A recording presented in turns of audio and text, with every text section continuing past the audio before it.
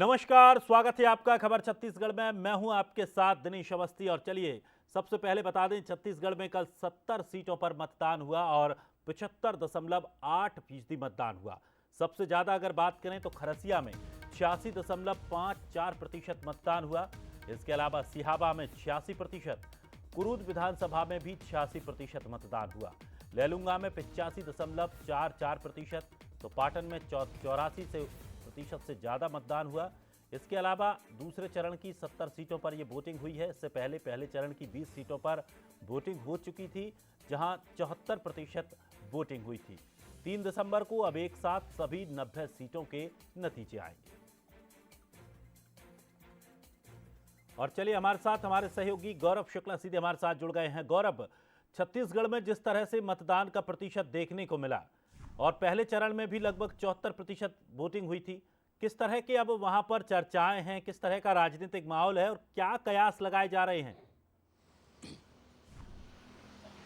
जी बिल्कुल दिनेश, देखिए कल दूसरे चरण का जो लोकतंत्र का पर्व है वो भी संपन्न हुआ और इस पर्व में कल यदि हम पूरे प्रदेश के 70 विधानसभा सीटों की बात करें तो 75.08% मतदान जो है वो हुआ है। हालांकि आंकड़े अभी कंफर्म नहीं है, फाइनल नहीं है, अभी और 1-2 दिन में आंकड़े फाइनल होने की बात जो है वो निर्वाचन अधिकारी जो है वो करते नजर आ रहे हैं। और यदि हम 2018 पर नजर डालें तो 2018 में 76.45% मतदान हुआ था, जो कि इस बार से पिछले जो है वो कम आका जा रहा है। तो कहीं ना कहीं यदि इस तरीके का यदि प्रतिशत कम होता है, वोटिंग प्रतिशत, तो इसका फायदा जो अभी सरकार है उसको मिलने की उम्मीदें हैं। और 2 चरण में यदि मतदान की बात करें तो 2 चरण के मतदान में जो मतदान प्रतिशत है वो 75% से ऊपर रहा है। तो कहीं ना कहीं अब दोनों का जब आकलन होगा और आकलन दोनों का करने के बाद जब फाइनल दोनों चरण के मतदान का जो प्रतिशत है वो निर्वाचन आयोग जारी करेगा तो उसके बाद ये क्लियर हो जाएगा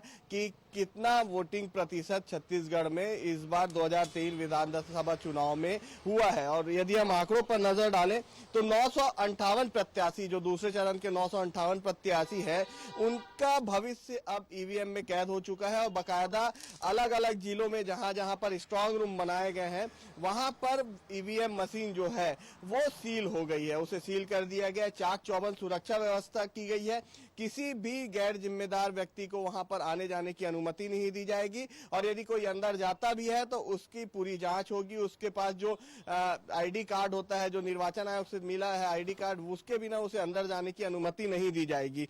तो ये तो रही बात ईवीएम मशीन की।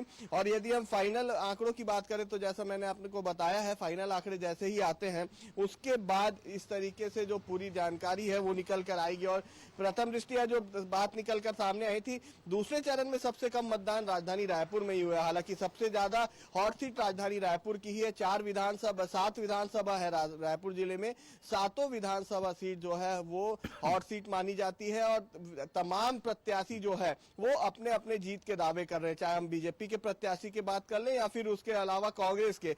और उत्तर विधानसभा की बात करें तो उत्तर विधानसभा में तो त्रिकोणीय मुकाबला था। कांग्रेस से अलग होकर अजीत कुकरेजा ने निर्दलीय चुनाव लड़ा और उसका सीधा असर कहीं ना कहीं जो दोनों पार्टी है कांग्रेस और बीजेपी में देखने को मिलेगा, क्योंकि कांग्रेस अजीत कुकरेजा जो है वो सिंधी समाज से आते हैं और सिंधी समाज ने ही उन्हें मैदान पर उतारा है और अपने क्षेत्र में उनका एक अलग दबदबा है। तो कहीं ना कहीं उनका वोट जो है वो भी कांग्रेस और बीजेपी का वोट वो काटते नजर आएंगे। तो वहीं यदि हम बाकी विधानसभा सीटों की बात करें तो ठीक इसी तरीके का नजारा देखने को मिल रहा है दक्षिण से, जहां पर पूर्व मंत्री बृजमोहन अग्रवाल मैदान में है। तो उनके विरोध में जो है कांग्रेस ने महेंद्र राम सुंदर दास को मैदान में उतारा था। कहा यह भी जा रहा है कि इस बार बृजमोहन अग्रवाल के लिए ये आसान जीत नहीं होगी, आसान चुनाव नहीं होगा, आसान लड़ाई नहीं है। दोनों के बीच कांटे की टक्कर मानी जा रही है।